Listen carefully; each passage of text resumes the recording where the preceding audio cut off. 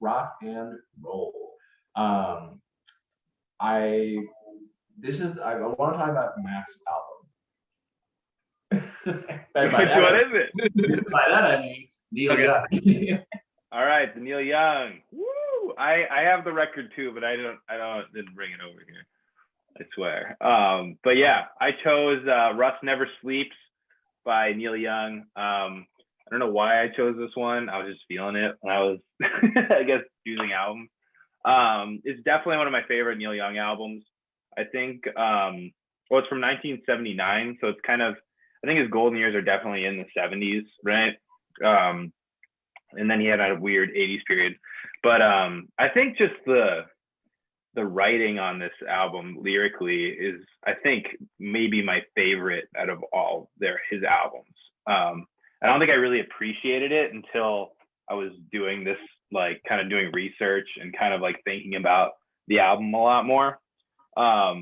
But it's kind of an interesting one, right? So it comes after Comes a Time. I don't know if anyone's heard that one, but that one's a lot more like folkier, and it's got a lot more like violent, like fiddles and stuff. It's a cool album. I highly recommend listening to that one too. But this one kind of takes a more, kind of goes back to what he normally does, I guess. But it's cool. It's divided into like two parts, if you notice that. The first part's the more solo acoustic sounding thing that he does, and then the second half's the rockin' side, right? And then he has the second side. He has Crazy Horse, his band, play with him in that. So what you can, and he does that in his shows. Like he does a first part where it's just him, and then Crazy Horse comes on and does like another different thing. But you know, it's funny. I definitely like the first half better.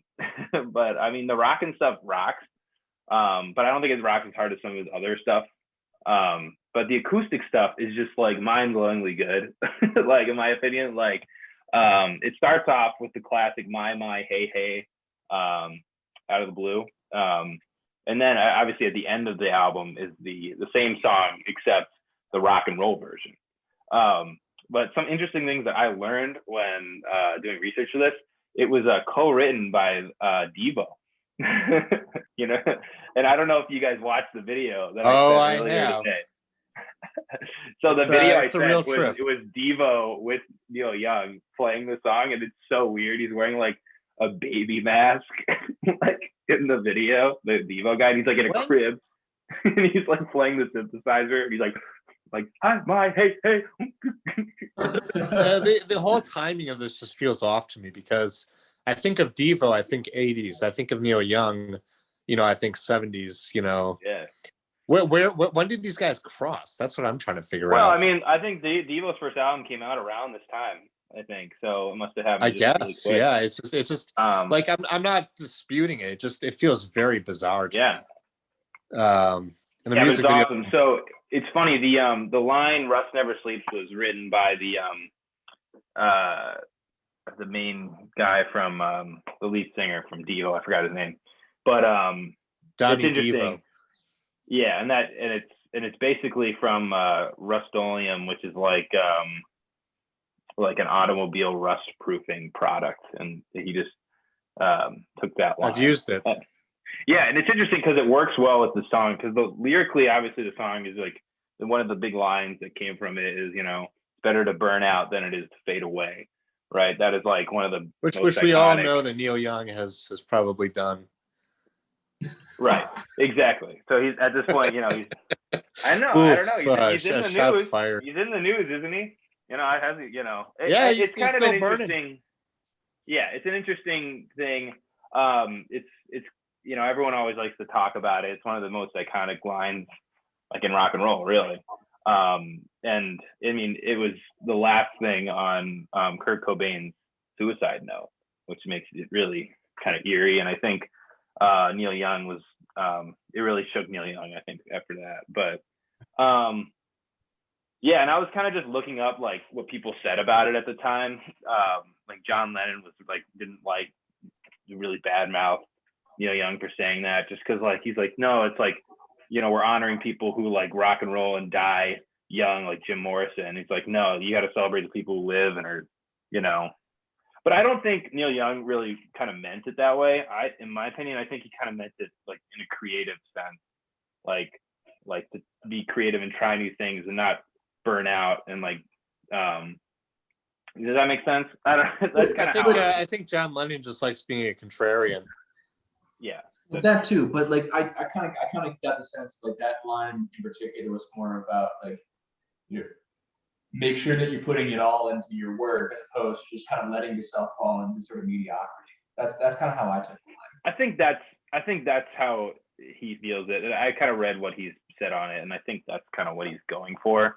I don't think obviously you don't want people to just like be like crazy, you know, not Johnny Rotten, even though they say that in the song, Sid Vicious, you know, just being crazy and, you know, dying young and just living that rock and roll lifestyle. I think it's more of just, you know, don't get burned out like creatively and just, you know, I don't know. I think that's kind of how I look at it. But anyway, it's an iconic song. It's amazing. And then, so it opens great. Thrasher is beautiful. Like Sail Away is awesome. Pocahontas is another like one of my favorite Neil Young songs. It's just kind of like lyrically, it's so interesting. It's like talking about like killing of the. You're like a third wheel.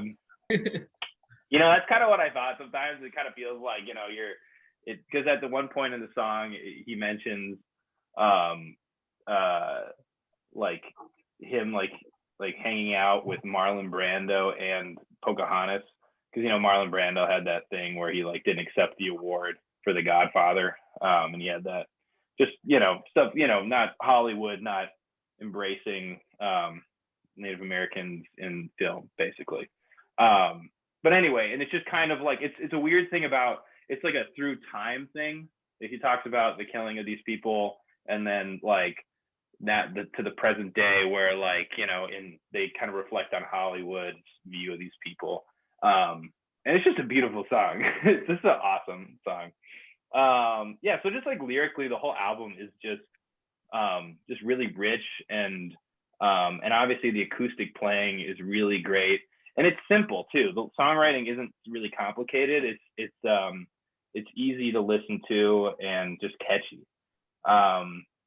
It reminds me of kind of like the thing that Hemingway was known for, right? Which is like, it can be termed as like an economy of words, like making sure that each one of the words that you pick has the biggest impact that you can.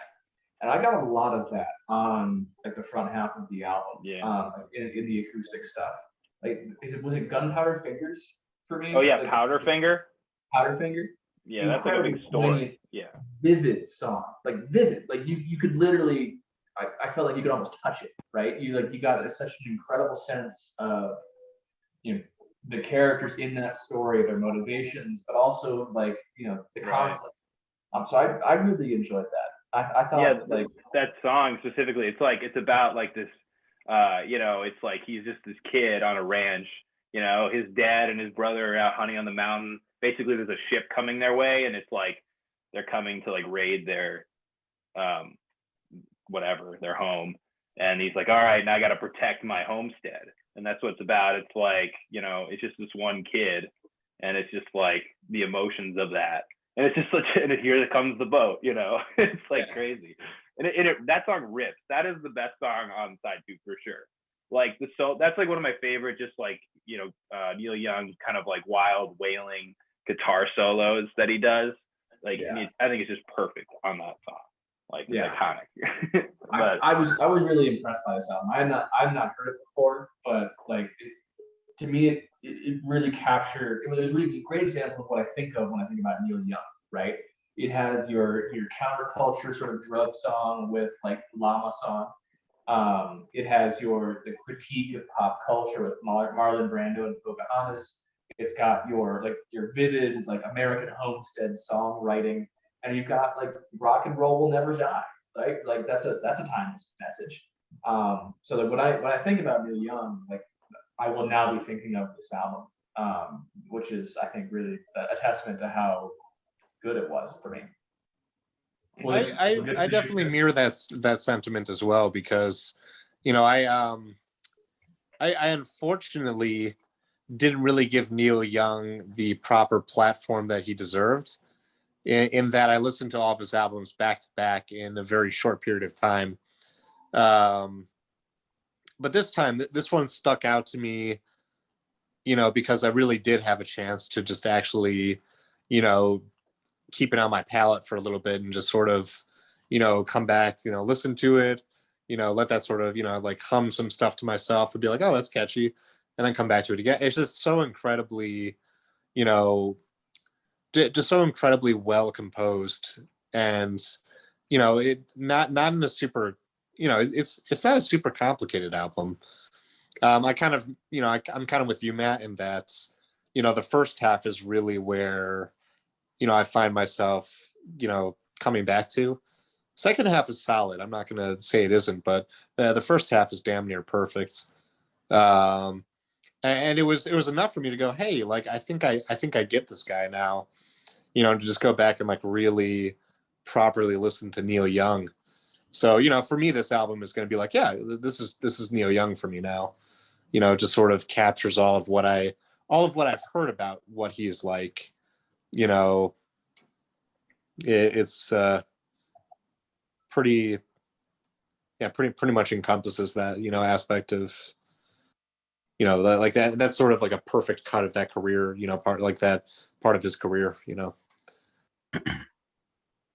perfect showcase. All right, lay it down, Jet. Yeah. I agree with what all you guys are saying. I'm surprised you guys don't like the rock side very much. I think the rock side is awesome. I love the acoustic half too, but the rock half is so cool. I love hearing Neil Young play electric guitar, and this album, especially that half, is like such a juxtaposition to Kind of Blue, because Kind of Blue is like you're playing like notes all over, you're playing these crazy like modes, like variations or whatever. Neil Young plays like 3 notes in his guitar solos, but the way he plays them, what's awesome is like it's about the way you play it, and the attitude that's behind it. All the passion and James, when you said economy of words that goes into his songwriting, also applies to his guitar playing, which is so cool. And especially the fact that it's live. I feel like that really gets the emotion across from that aspect too. So yeah, I guess some of the songs are live and some aren't, like when they recorded them. It's weird because there's also a live album called Rust Live, which is also really sick if you want to check out more of stuff like this. Wait, what did I listen? I'm gonna listen to that one. No, Jet, you're right. Like no, because some of our are live. Some of it's live. Anyway, but the live aspects of it really bring that guitar. I love Hey Hey My My. So good. Yeah, I like the End of the Black. It's just no, the rock songs are good. It's just it's like they're not like his normal rock ones, because like these ones are like feel like really wild. Like, right. I feel like he was trying to capture like what's going on with like the punk stuff. It was like, I don't know if it like totally is the same thing, but he's trying to be more wild, you know what I mean? Than like, let's say like, what's his early like 70s ones, you know what I mean? They say he's the grandfather of grunge. I've heard they say that. Yeah, absolutely. Lauren and I have been talking about this, whether he's really the grandfather of grunge or if people just want to just say that. We're making fun of the people that are so adamantly tied to an idea and just like are so clearly slanted by like oh, Helter Skelter, that was the first metal song that ever happened. The Beatles invented metal. Like it's like something like that. Neil Young was grunge before grunge happened. I think people like to say that stuff, but I don't know. There is some weight to it. I mean, obviously there is some weight, yeah, for sure. Kurt Cobain, quoted him. You know what I mean? I was gonna say, like, if you've got like obviously had some impression on him, grunge, like quoting you, there's got to be some influence. So maybe I don't know. It is. I mean, some of his '90s stuff's kind of like that. So I don't know. Anyway, well, give it a rating. Yeah, you know what? I think that my appreciation for the album actually went up after doing a lot of research for this, especially just lyrically. I mean, I love like the whole thing, but I definitely feel like the last couple of songs kind of aren't as good as some of the other songs. So it can't be a perfect album, but I think it's a 9 for me.